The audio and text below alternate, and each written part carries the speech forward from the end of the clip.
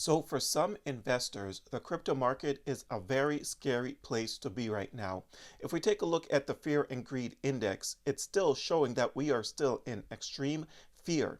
We check out the liquidation heat map, and in the past 24 hours, 119,000 traders were liquidated. The total liquidations comes in at $357 million.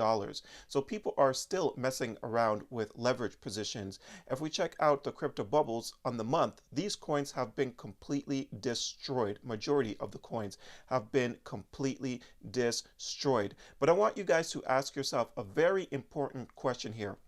And I want you to actually take some time and think about this one. Don't think about it while you're all emotional because your portfolio is really suffering right now. Really think about this. So the question that I have for you guys is, what if we see something like this play out? A massive V-shaped recovery like we saw during the COVID crash. And then the crypto market does something like this. What is your next course of action? I want you guys to really think about that. Are you the type of person that catches FOMO? Because if you are, then you definitely need to be taking advantage of some of these coins right now. But ultimately, it comes down to risk versus reward, which I'm going to get into in just a second.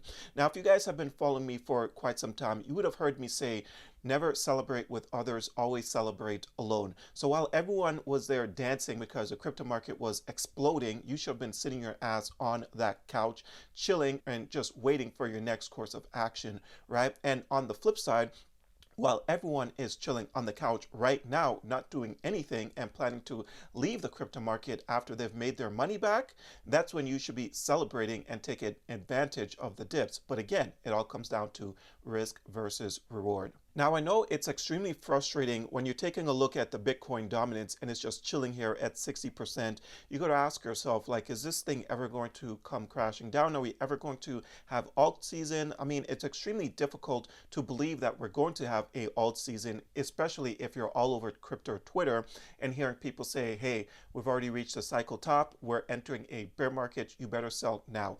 You guys need to understand that people will always flip-flop. While the market was exploding, what were people saying? People were saying, you better buy now because you will never see those prices again. And what do I always tell you guys? That we always end up seeing those prices again. Take Cardano, for example. Once Cardano broke $1, people were screaming, you better buy Cardano now. And then someone decided they want to buy Cardano at the very peak at $1.32. And now Cardano came crashing all the way back down. It is going to make its way back up, but this is just an example. Okay, and now that the market is coming down, what people are saying is we have reached the cycle top and we're only going to continue to go down from here because we are entering into a bear market. Again, people will always flip-flop depending on which direction the market is headed. And this is why it always comes down to doing your own research. Now take a look at this. This is the Ethereum chart that I have pulled up, and the reason why I'm showing the Ethereum chart is because Ethereum is supposed to lead the bull market, right? But Ethereum continues to get devastated, right? But if you're very afraid of the market right now and you're trying to figure out how low can these coins go, we got to start off with taking a look at Ethereum. Okay, so Ethereum, as I'm recording this, is at 2,300, so 2,374. If we take a look at its September lows, and the reason why I'm saying this is because I've been telling you guys about the September or August lows for the last like few weeks or whatever. Okay, so the September lows on Ethereum is about $2,100. So the possibility of Ethereum falling to 2,100 is definitely possible. I mean, it was just here when February 2nd. So the beginning of February, it was at 2,100. And it's possible that we retest those September lows. But worst case scenario, and I know that there's massive panic and people think that we are in a or we are entering a bear market, but worst case scenario, you just got to look at the bear market lows, right? So the bear market lows for Ethereum here is around $1,100, so about $1,100.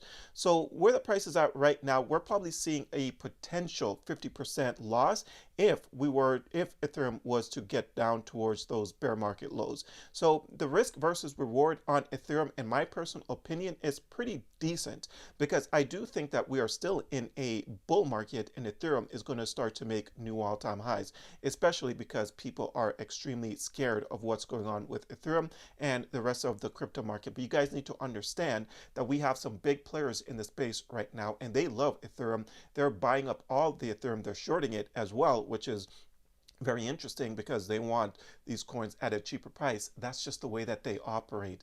It's just the name of the game. They're always going to mess around with us, the retail investors. They mess around with us because they know that they can. So always keep that in mind, right? So again, risk versus reward. If we take a look at another coin, like this Trump coin right here, risk versus reward, I don't even need to pull up the charts. This should just be an automatic. It is far too risky. I mean, even if you take a look at the community sentiment over at the top right, more people are bearish than they are bullish on this coin. This coin exploded onto the scene, a meme coin where it's only got like 20% of the supply circulating. Absolutely ridiculous.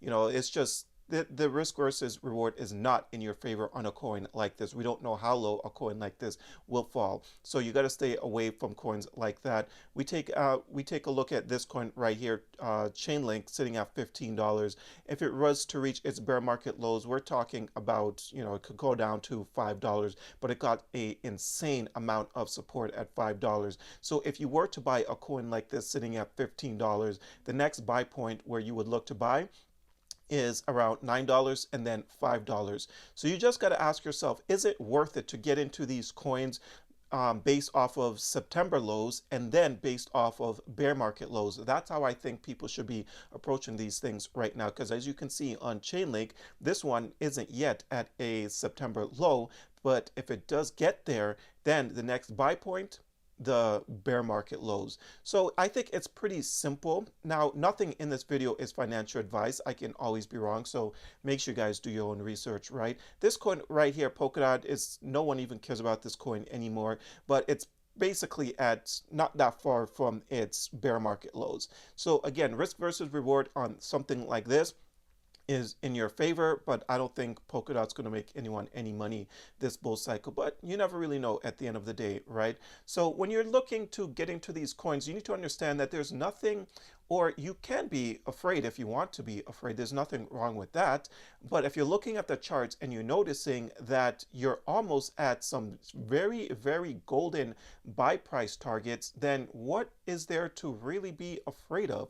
You got to ask yourself that. I mean, these coins are falling to zero, because unless you believe that these coins are going to fall to zero, then there's no reason to have a mass panic. Yes, looking at your portfolio, if you're down massively in your portfolio, your $10,000 is now sitting at $500.